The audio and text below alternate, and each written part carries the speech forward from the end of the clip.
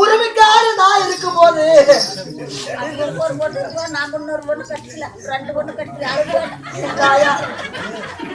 நீ என்னதான் சொன்னாலும் நம்ம சொந்த செடிக்காய்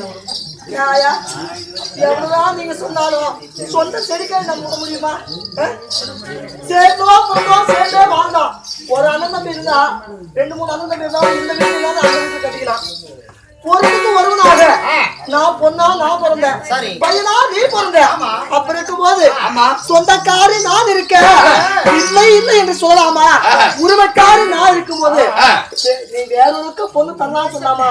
அண்ணா சேர்ந்தே பிறந்தோம், சேர்ந்து கூடி பிறந்தோம், கூட்டு பால் உண்டோம், சேர்ந்து பிறந்தோம், சேர்ந்து பால் உண்டோம்.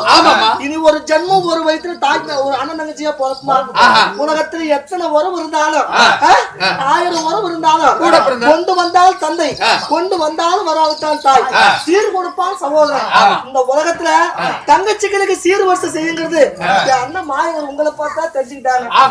அப்ப இருக்கும் போது என் கொடுக்காய நான் அறுக்கு வந்திருக்கும் போது எனக்கு பொண்ணு இல்லைன்னு தர இல்லைன்னு சொல்றியா?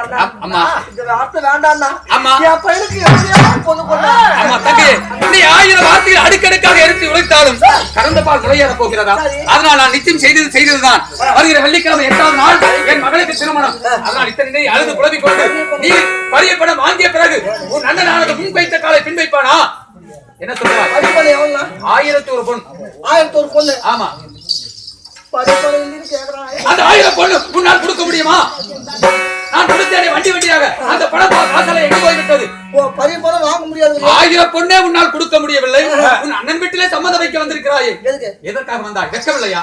1000 பொண்ணு எல்லாம் தர முடியாது. முடியவே முடியாது. ஆனா அப்படி தெரியாக இருந்தால் 4 நகரத்தை எல்லாம் விட்டு விட்டு ஏன் பாண்டவர்கள் போகிறார்கள்? அந்த பொட்டமாரி பசங்க, அந்த பசங்களுக்கு புத்தி கொஞ்சம் கூட என்பது இல்லை, கணவன்மார்களுக்கு கொஞ்சம் கூட புத்தி இல்லை.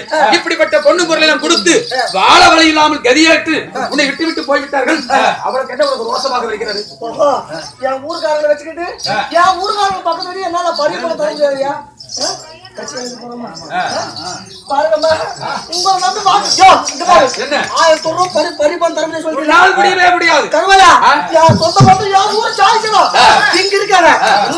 காசு வாங்கிட்டு வந்து மூஞ்சில விட்டு எறிகிற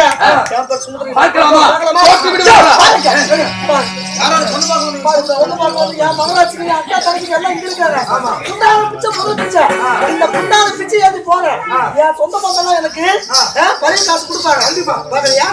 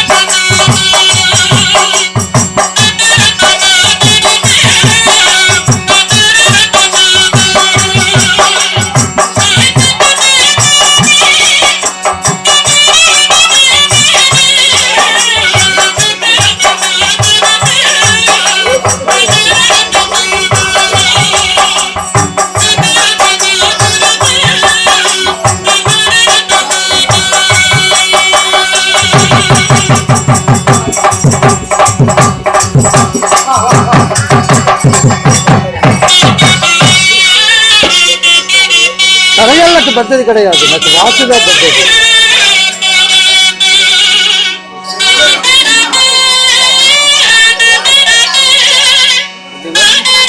கரையாளுக்கு பத்தது தான், எனக்கு வாசுதான் பத்தது. அதால கரையாள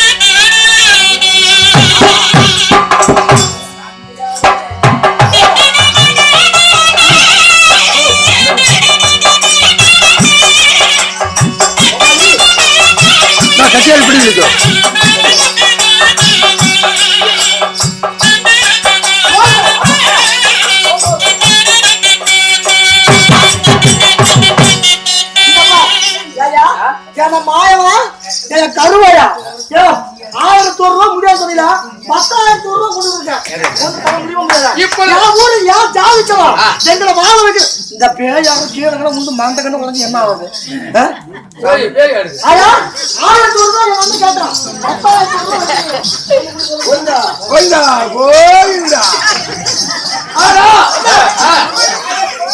வாங்க எதுக்கு அது வாங்க